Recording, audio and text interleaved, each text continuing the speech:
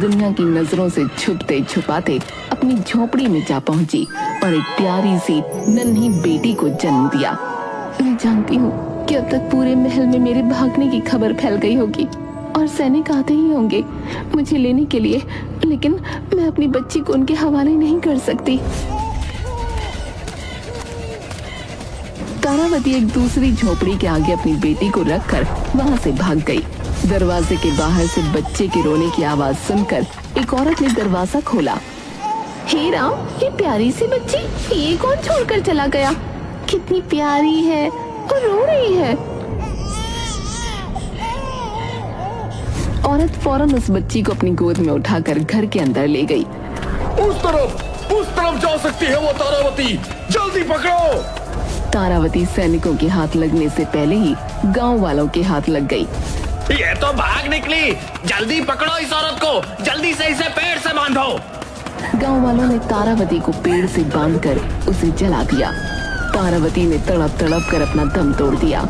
अगली सुबह जब लीलावती पेड़ से कंकाल को बंधा हुआ देखती है तब वो गांव वालों से पूछने लगी, अरे लीलावती, तुम कहाँ सो रही थी? रात को बड़ा हंगामा हुआ पूरे गांव में। वो थी ना तारावती, अरे वही डायन, उसको जला दिया इस पेड़ से बांधकर। रात को जेल से भाग निकली थी। लेकिन वो तो माँ बनने वाली थी ना, तो क्या उसका बच्चा भी? अरे नहीं, लगता है वो बच्चे को जन्म दे चुकी थी, लेकिन उसका बच्चा कहाँ है ये कोई नहीं जानता। अब लीला को कुछ कुछ समझ आ रहा था। वो घर गई, उसने उस प्यारी सी मासूम बच्ची का चेहरा देखा। उस बच्ची के चेहरे में उसे तारावती की झलक नजर आई। मैं तुम्हें गांव वालों के हवाले नहीं करूंगी, तुम्हें भगवान ने मेरी झोली में डाला है। वैसे भी मेरा पति इस दुनिया से जा चुका है, मेरा इस दुनिया में कोई नहीं था। अब तुम मेरा सहारा बनकर आई हो। तारावती के साथ जो हुआ इसमें तुम्हारी कोई गलती नहीं। आज से तुम्हारा नाम नयनतारा है। तुम्हारे नाम में तुम्हारी माँ हमेशा शामिल रहेगी। नयनतारा दूसरी बच्चियों से अलग थी, इसीलिए वो तेजी से बड़ी हो रही थी। नयनतारा का ये बदलाव लीला देख रही थी और सब समझ रही थी कि नयनतारा बाकी बच्चों से अलग है। नयनतारा पर गांव वालों की बुरी नजर न पड़े, इसीलिए वो गांव के बाहर एक कुटिया में रहती थी।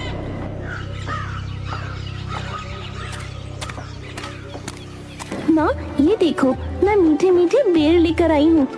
अच्छा, तुझे कैसे पता ये मीठे हैं? कुछ खट्टे भी तो हो सकते हैं। सब पता है माँ, कोई सा भी चख लो, सब मीठे हैं। नयनतारा कोई साधारण लड़की नहीं थी, बल्कि वो एक जादुई लड़की थी।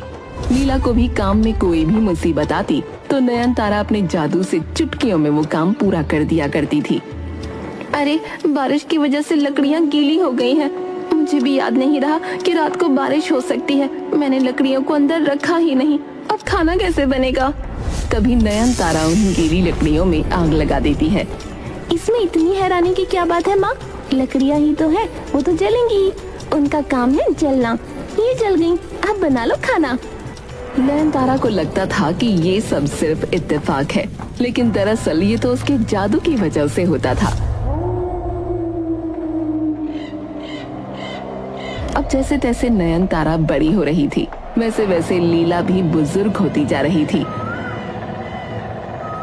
ये पेड़ तो बहुत ऊंचा है, लेकिन जो फल पेड़ के सबसे ऊंचे हिस्से में होता है वही वाला स्वादिष्ट होता है। इंतजार करना पड़ेगा, जब वो नीचे गिरेंगे तब मैं अपनी नयनतारा को खिलाऊंगी। आपको सबसे ऊंचे वाला फल खाना है ना माँ? ऐसा बोलकर नयनतारा पेड़ पर हाथ रखती है। ऐसा करते ही पेड़ के सारे फल नीचे गिर पड़े। मैं आपको उठाकर देती हूँ सबसे मीठे वाला फल। ये लो, ये वाला फल सबसे स्वादिष्ट है, ये सिर्फ आपके लिए है। लेकिन मेरी बच्ची, ये तूने क्या किया? पेड़ के सारे फल नीचे गिरा दिए। इतने में ही फलों का मालिक वहाँ पहुँचा। मेरा इतना नुकसान कर दिया, मेरे पेड़ के सारे फल तोड़ दिए, मैं तुम्हें छोड़ूंगा नहीं। मुझे माफ कर दीजिए, मेरी बच्ची को भी माफ कर दीजिए। इसकी भी कोई गलती नहीं है, नादान है बेचारी। माफी से क्या होगा? तुम्हें ये सारे गिरे हुए फल को खरीदना होगा। मेरा तो भारी नुकसान हो गया। मेरे पास तो इतने पैसे नहीं हैं। तू बुढ़िया, पैसे भी नहीं और मेरा नुकसान भी कर दिया। तभी वो आदमी देखता है कि नयनतारा ने 3 ताली बजाकर उन सभी फलों को वापस पेड़ों की टहनियों पर टांग दिया। ये देखते ही वो बौखला गया। हवा में उड़ते हुए सारे फल टहनियों की तरफ वापस जाने लगे। अरे ये तो जादू करती है। ये बोलकर वो आदमी भाग गया। तूने दूसरों के सामने अपना जादू क्यों दिखाया? मेरी बच्ची, वो पूरे गांव में ढिंढोरा पीटेगा। चल जल्दी चल यहाँ से। लीला नयनतारा को लेकर वहाँ से भागने लगी और फौरन दूसरे गांव जा पहुँची। दूसरे गांव में वो नदी किनारे कि कोई उसे वहाँ ढूंढ न ले। कल तेरा जन्मदिन है, तू 18 साल की हो जाएगी। तुझमें अकल कब आएगी? तू इतनी बड़ी हो गई है, हमें वो गांव छोड़ना पड़ा। मुझे माफ कर दो माँ, वो सब अनजाने में हो गया। लेकिन अब हम कहाँ रहेंगे? मुझे तो कुछ समझ नहीं आ रहा। तभी नयनतारा नदी के किनारे से कुछ लकड़ियां बीनने लगी और हवा में हाथों को लहराते हुए ऐसा लग रहा था कि मानो उसने लकड़ियों को आदेश दिया हो। लकड़ियां अपने आप ही काम में लग गईं। धीरे धीरे उन लकड़ियों से एक झोपड़ी बनकर तैयार हो गई। वो झोपड़ी बहुत सुंदर और टिकाऊ सी थी। ये झोपड़ी तो बहुत सुंदर है। अच्छा, तू घर में बैठ, मैं खाना पकाने का कुछ जुगाड़ करके आती हूँ। लीला नदी के किनारे उगने वाली सब्जियों को बीनने चली गई, लेकिन इतने में ही एक अनहोनी हो गई। लीला का पैर फिसला और वो नदी में जा गिरी। नयनतारा, मुझे बचाओ। नयनतारा भागते हुए अपनी माँ के पास आई। नयनतारा को तैरना भी नहीं आता था। वो देखती है कि उसकी माँ पानी के अंदर डूब चुकी है और वो कहीं नजर नहीं आ रही। नयनतारा रोते हुए, माँ, मैं आपको कुछ नहीं होने दूंगी। कहाँ गई मेरी माँ? इस मनहूस नदी ने मेरी माँ को डुबा दिया। मैं इस नदी को सुखा दूंगी। नयनतारा गुस्से में नदी में कदम रखती है और ऐसा करते ही पूरी नदी सूख गई। सारी मछलियाँ फड़फड़ाने लगीं। नयनतारा ने देखा कि नदी के बीचों बीच नयनतारा की माँ बेहोश पड़ी है। वो फौरन अपनी माँ को उठाकर नदी से बाहर निकली और कुछ ही पलों में लीला को होश भी आ गया। लीला ने देखा कि नदी बिल्कुल सूख चुकी है। मछलियाँ फड़फड़ा रही हैं। ये तूने क्या किया? मेरी जान बचाने के लिए इतने सारे बेजुबान जानवरों की जान लेने पर उतारू हो गई तू। नदी को जल्दी से पहले की तरह कर मेरी बच्ची। माँ, इस नदी ने आपकी जान लेने की कोशिश की। मैं इसमें दोबारा से जान नहीं लाने वाली। मेरी बच्ची, मेरी बात सुन। सब कुछ विधि का विधान है। गलती मेरी ही थी कि मैं नदी के ज्यादा पास आ गई और मेरा पैर फिसल गया। बेटा, तू जल्दी से नदी में फिर से पानी ला। उसके बाद नयनतारा दोनों हाथ जोड़ लेती है। देखते ही देखते नदी फिर से लहराने लगी। नदी में पानी भर गया। माँ, शुक्र है कि आप ठीक हो। खाने की चिंता आप मत करो, वो मैं देख लूंगी। आप चलो घर के अंदर। लीला जानती थी कि नयनतारा में बहुत ज्यादा शक्तियां हैं। नयनतारा अपार शक्तिशाली थी और अब वो 18 साल की होने वाली थी। कल सुबह होते ही मैं नयनतारा को सारी सच्चाई बता दूंगी। नयनतारा को अपनी शक्तियों का अभी एहसास नहीं है। अगर ऐसा ही रहा तो कहीं उसके हाथों कोई अनहोनी ना हो जाए। मुझे उसे सच्चाई बतानी ही होगी। अगली सुबह हुई। जन्मदिन की ढेर सारी बधाई हो मेरी प्यारी सी नन्ही परी। अब तो मैं बड़ी हो गई हूँ ना माँ। अब आप मुझे नन्ही परी क्यों बोल रही हो? मेरे लिए तो तू हमेशा नन्ही परी रहेगी। आज तू 18 बरस की हो गई है। मैं तुझे तेरी जिंदगी से जुड़ा एक बहुत बड़ा सच बताना चाहती हूँ। मेरी बात ध्यान से सुनना। मैं तेरी माँ नहीं हूँ। ये कैसा मजाक है माँ? तेरी माँ का नाम था तारावती। वो तुझे जन्म देते ही मर गई। गांव वालों ने मार डाला उसे। तेरी माँ ने कभी किसी का कुछ नहीं बिगाड़ा था। कोई नहीं जानता था कि वो कहाँ से आई है, तेरे पिता कौन है। ये सारे राज तेरी माँ के साथ ही चले गए।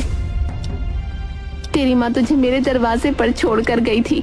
तब से मैंने फैसला किया था कि तुझे कभी भी ये सच पता नहीं चलने दूंगी। मुझे डर था कि कहीं ये सच जानने के बाद तेरे मन से मेरे लिए प्यार कम ना हो जाए। मेरे लिए ये मान पाना बहुत मुश्किल है माँ कि आपने मुझे जन्म नहीं दिया। लेकिन माँ तो मेरी आप ही हो। मेरी वजह से आप गांव वालों से लड़कर गांव छोड़कर यहाँ रहने आ गई। मुझे अकेले पाल पोस कर बड़ा किया। नयनतारा अपनी माँ के गले लग गई और खूब रोने लगी। अब मेरी बात ध्यान से सुन। तेरी माँ कोई आम इंसान नहीं थी। जैसा कि मैंने कहा कि कोई नहीं जानता वो कौन थी, और अपनी माँ की तरह ठीक तू भी कोई आम लड़की नहीं है। तू एक जादुई लड़की है। तेरी शक्ति दिन ब दिन बढ़ती जा रही है। ये जरूरी है कि तुझे तेरी शक्तियों के बारे में पता हो, तुझे तेरी ताकत का अंदाजा हो। कल जब तूने नदी को सुखा दिया तो मुझे पता चला कि तेरे अंदर की जादुई शक्तियाँ मेरी सोच से कहीं गुना ज्यादा हैं। कोई तेरा गलत इस्तेमाल ना करे, इसलिए तुझे मजबूत बनना होगा और अपनी शक्तियों पर काबू करना सीखना होगा। कि इतने में ही नयनतारा के कानों में आवाज गूंजने लगी। वो आवाज तारावती की थी। नयनतारा की आंखों के आगे वो सारा मंजर आ गया जब उसकी माँ को पेड़ से बांधकर जलाया जा रहा था। नयनतारा का बदन लाल हो गया और अचानक से ही उसके कंधों पर पंख आ गए। ये तुझे क्या हो रहा है मेरी बच्ची? ये पंख, तेरा बदन। नयनतारा पूरी तरह एक परी में बदल चुकी थी। मेरी माँ तारावती को पेड़ से बांधकर जला दिया गया। वो सब मैं अभी अपनी आंखों के सामने होता हुआ देख रही थी। मैं किसी को नहीं छोड़ूंगी। मैं उस गांव में तबाही ला दूंगी, सब कुछ जलाकर राख कर दूंगी। ऐसा कहकर नयनतारा अपने पंखों का इस्तेमाल करके उड़ चली। मेरी बात तो सुन मेरी बच्ची, वहाँ खतरा है। नयनतारा फौरन गांव पहुंची। लीला भी नयनतारा के पीछे पीछे भाग रही थी। लीला बहुत बुजुर्ग हो चुकी थी, इसीलिए वो पीछे रह गई। जब तक लीला गांव पहुंची, उसने देखा कि चारों तरफ तबाही मची हुई है। लोग इधर से उधर भाग रहे थे।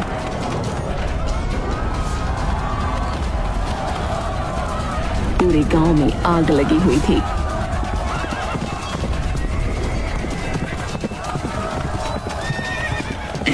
ये कैसी राक्षसी है हमारे गांव में? सैनिकों, जल्दी हमला करो। लेकिन नयनतारा कहाँ किसी के हाथ आने वाली थी।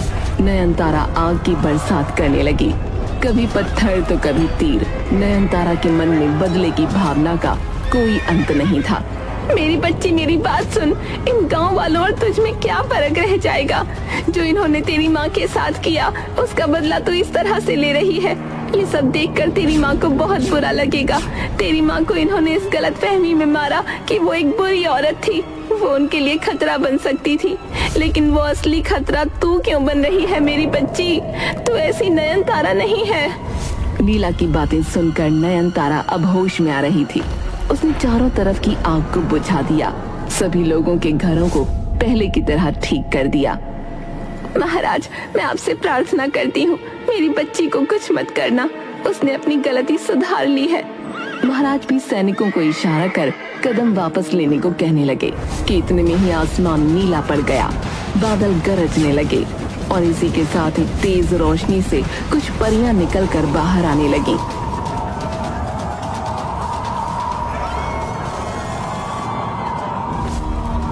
सारा गांव ये नजारा देखकर हैरान था। नयनतारा, आप परीलोक की राजकुमारी हो। परीलोक की राजकुमारी? आप क्या कह रही हैं? मुझे कुछ समझ नहीं आ रहा। जी हाँ, आपकी माँ तारावती परीलोक की रानी परी थी, लेकिन उन्हें दुश्मन देश के राजा से प्रेम था। उनकी प्रेम कहानी तो सफल ना हो सकी, लेकिन इसके साथ साथ तारावती रानी परी को श्राप दिया गया और इस श्राप की वजह से वो धरती पर रहने लगी थीं। उन्होंने एक दिन फैसला किया कि अब पश्चाताप करने के लिए उन्हें अपनी शक्तियां त्यागनी होंगी, लेकिन शक्तियां इतनी अपार थीं कि उन्हें सुरक्षित रखने के लिए किसी बहुत मजबूत इंसान की जरूरत थी। इसीलिए उन्होंने आपको अपने पेट में जगह दी। आप अपनी माँ की शक्तियों के साथ ही पैदा हुई हो। आज आप 18 वर्ष की हो गई हैं। इसीलिए आपको अपनी माँ की पूरी शक्तियां मिल चुकी हैं। अब आप बिल्कुल तैयार हो परीलोक को सही रास्ते पर चलाने के लिए। हम आपसे प्रार्थना करते हैं कि कृपया आप हमारे साथ चलिए। अच्छा, तो आप लोग हो मेरी असली माँ के असली गुनहगार? और सुन लो मेरी बात, मैं अपनी माँ लीलावती को छोड़कर कहीं नहीं जाऊंगी। नयनतारा राजकुमारी, तारावती परी को परीलोक से बेदखल करने का अंजाम पूरा परीलोक आज तक भुगत रहा है। परीलोक में आज तक उजाला नहीं हुआ, लेकिन आपके वहां जाने से परीलोक का ये श्राप टूट जाएगा। कृपया हमारे साथ चलिए। मेरी प्यारी बच्ची, मैं जानती हूँ तू मुझे बहुत प्यार करती है, लेकिन तेरी जगह ये नहीं है मेरी बच्ची। यहाँ इंसान है और जहाँ इंसान है वहाँ बहुत पाप है। वैसे भी तू परीलोक की राजकुमारी है, तेरी असली जगह वहीं पर है मेरी बेटी। तू मेरी चिंता मत कर। क्या मैं अपनी माँ लीलावती को लेकर परीलोक आ सकती हूँ? आज से आप ही रानी हैं। आप जो चाहेंगी परीलोक में वही होगा। नयनतारा बहुत खुश हुई और आसमानों की तरफ उड़ान भरती है और तभी एक टिमटिमाते तारे की रोशनी की तरह वो कहीं गायब हो जाती है। गांव वालों ने बहुत बड़ा पाप किया है। तारावती को जान से मारकर। वो तो बेचारी निर्दोष थी। सभी को कर्मों का फल मिल चुका है। और उस दिन के बाद से नयनतारा अपनी माँ लीला के साथ परीलोक में हमेशा हमेशा के लिए खुशी खुशी रहने लगी। जादुई लड़की की कहानी अब पूरे गांव में प्रचलित हो चुकी थी। यहाँ तक कि आसपास के 7 गांवों में भी जादुई लड़की की कहानी कई सालों तक जिंदा रही।